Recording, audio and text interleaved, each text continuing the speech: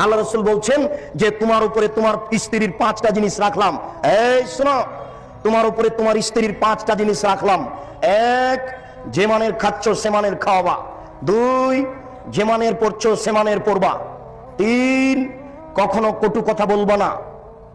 4, কখনো মুখের উপরে মারবা না। 5, তুমি তোমার বাড়ি ছাড়া তাকে কোথাও যেতে দিবা না, তোমার বাড়ি ছাড়া কোথাও তুমি তাকে থাকতে দিবা না। এটা স্বামী মানে ক্ষমতা। স্বামী মানে ক্ষমতা। চাচির বাড়ি যেতে পাবে না, খালার বাড়ি যেতে পাবে না, ফুফুর বাড়ি যেতে পাবে না, মায়ের বাড়ি যেতে পাবে না।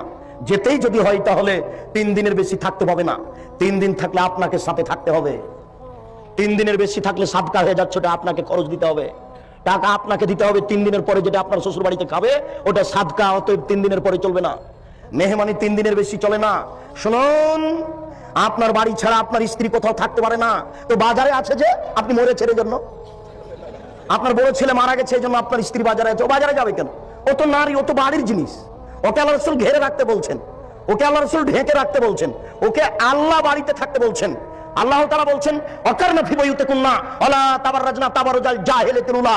হে মুসলিম মহিলা, তোমরা বাড়িতে থাকো। বন্যতার যুগে, বর্বরতার যুগে, অসভ্যতার যুগে নারীরা যেভাবে প্রদর্শনী দিয়ে চলতো সেভাবে তোমরা চলো না। এটাই হচ্ছে বন্যতা, এটাই হচ্ছে বর্বরতা, এটাই হচ্ছে অসভ্যতা। অতএব আপনি বাড়ি রেখে কোথায় যাবেন? 5টা জিনিস আপনার উপরে জরুরি জিম্মেদারি। আপনি বাড়ি থেকে চলে যাচ্ছেন, এটা হচ্ছে আলেম মানুষ হিসেবে আপনার একটা দুর্গতি আসার প্রমাণ। শুনুন, আবু হুরায়রা রাদিয়াল্লাহু তাআলা আনহু বলেন, অন্য এক বর্ণনায় সামরা ইবনে জুনদুব রাদিয়াল্লাহু তাআলা আনহু বলেন, আল্লাহর নবী বলছেন আমার 2 হাত ধরে জিবরাইল এবং মিকাইল টেনে নিয়ে যেতে লাগলেন। যেতে যেতে দেখি একটা লোক এইভাবে চিথে শুয়ে রয়েছে, পাশে একটা লোক দাঁড়িয়ে আছে, তার হাতে একটা বড় পাথর রয়েছে।